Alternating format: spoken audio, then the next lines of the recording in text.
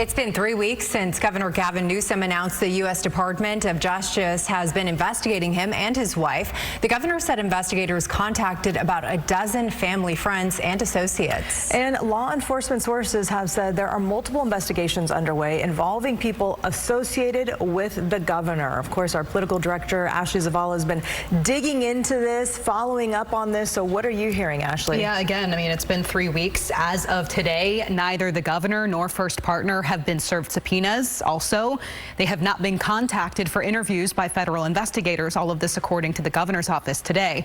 Now, at this point, we're getting radio silence from the organizations associated with the Newsoms.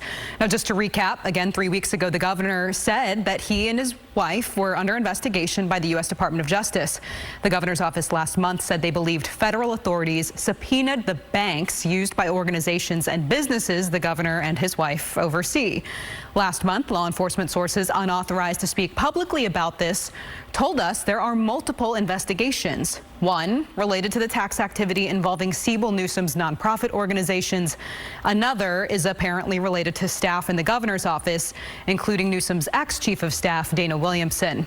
The Department of Justice isn't commenting on any of this. So over the last several weeks, I've reached out repeatedly to the First Partners nonprofits to see if they've been contacted by federal investigators. That includes the Representation Project and the California Partners Project. We got no response. I also reached out to the Protocol Foundation, which raises money for the governor's office to travel and do other activities the governor does not want taxpayers funding. No response from that group either. Considering he has said he expects to be subpoenaed, for weeks I have been repeatedly asking if the Newsoms have hired their own attorney yet. I'm still waiting for that answer, again, 3 weeks later. Okay, so Newsom's chief of staff, Dana Williamson, has been facing federal charges. Of course, we saw headlines last week about one of the co-conspirators in this case against her reportedly wore a wire and may be involved in these investigations, the person who wore the wire. So what are you hearing about all of that? Right, that co-conspirator, her name is Alexis Podesta. She is a Sacramento-based political consultant. We know she cooperated with federal investigators based on court records, specifically in the investigation into Newsom's chief of staff, Dana Williamson.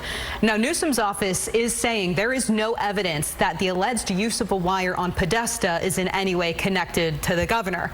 Now, I texted with Podesta's attorney today, Bill Portanova. This afternoon we spoke briefly.